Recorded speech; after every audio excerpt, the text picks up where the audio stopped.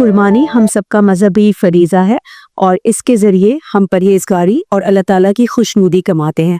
इसके साथ ये बहुत ज़रूरी है कि जब आप कुर्बानी करें तो दूसरों का ख़्याल रखें और किसी को भी आपकी कुर्बानी करने से कोई नुकसान ना पहुँचे। कुछ सेहत के बारे में ज़रूरी चीज़ें हैं जो मैं एज़ अ डॉक्टर बताना चाहती हूँ।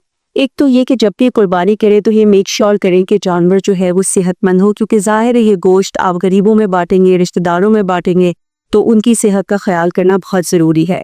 जब कुर्बानी करें तो उस वक्त छुरी देख लें कि बिल्कुल साफ़ हो। बेहतर ये है कि उसको बॉइलिंग वाटर में डाला जाए ताकि वो बिल्कुल स्टरलाइज हो जाए और इस साफ़ सुथरी छुरी से आप जो है वो कुर्बानी करें। जो कुर्बानी करने वाला शख्स हो या अगर कसाई के थ्रू भी करवाते हैं तो उनकी सेहत का भी ख्याल करना बहुत ज़रूरी है। दस्ताने या ग्लव्स पहने हुए होने चाहिए, एप्रन पहनना चाहिए और कोशिश करें कि चप्पलों में जो है वो कुर्बानी ना करे बल्कि बंद जूते पहने, ताकि अगर खून वगैरह या कोई भी ऐसी चीज़ जो लग सकती है और अनहाइजीनिक हो सकती है तो उसका अंदेशा कम से कम हो। कुर्बानी के बाद जो खून है बेहतर ये हो कि मैदान में कुर्बानी की जाए जहां आसपास बहुत आबादी ना हो। लेकिन अगर ऐसा बहुत दफ़ा मुमकिन नहीं हो पाता है और आप घर में कुर्बानी करते हैं तो उस खून पर चूना डाल दिया जाए और फिर उसकी सफाई थोड़ी देर के बाद कर दी जाए तो ज़्यादा बेहतर है। ये ख्याल करें कि वो खून किसी भी पब्लिक ड्रेनेज सिस्टम में ना जाने पाए, क्योंकि वो पूरे सिस्टम को आलूदा कर सकता है। जो आज़ाद डिस्पोज ऑफ किए जाते हैं, ज़ाया किए जाते हैं, उनको किसी हुकूमत के तयशुदा जो नुमाइंदे होते हैं उनको दिया जाए तो बहुत बेहतर है। यहाँ वहाँ रोड्स पर फेंकना या उसको गली में डाल देना ये कतई हाइजीन के हिसाब से ठीक नहीं है। कोशिश करें कि आप जो कुर्बानी करते हैं उसका पूरा सवाब कमा सके और आपकी कुर्बानी से किसी को भी नुकसान ना।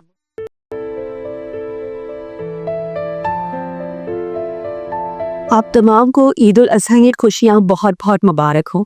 इसी के साथ बहुत सारे लोग मुझसे ये पूछते हैं कि किस तरीके से गोश्त को स्टोर किया जाए, किस तरीके से सेव किया जाए, किस तरीके से इस्तेमाल किया जाए ताकि वो हेल्थ के हिसाब से सेहत के मुताबिक हो।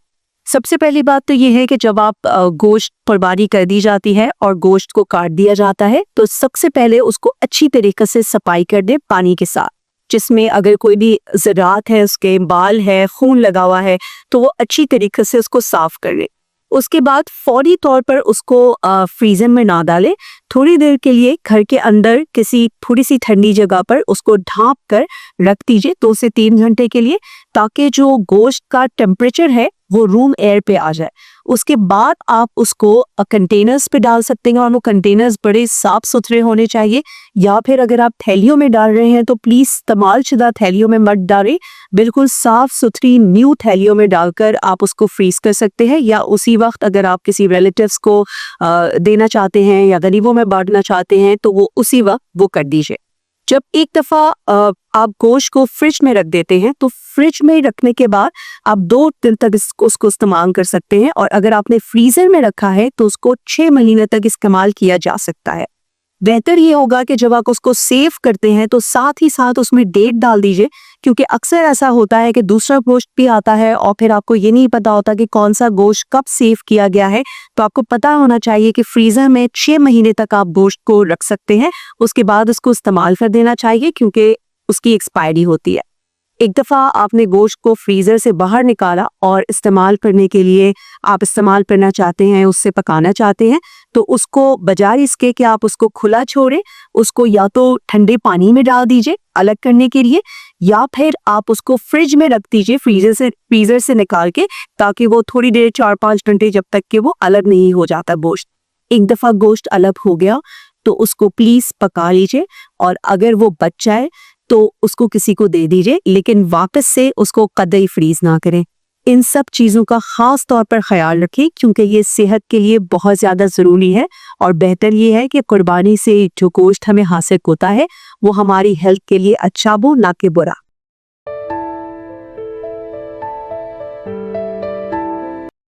आप तमाम को ईद की खुशियाँ बहुत बहुत मुबारक हो।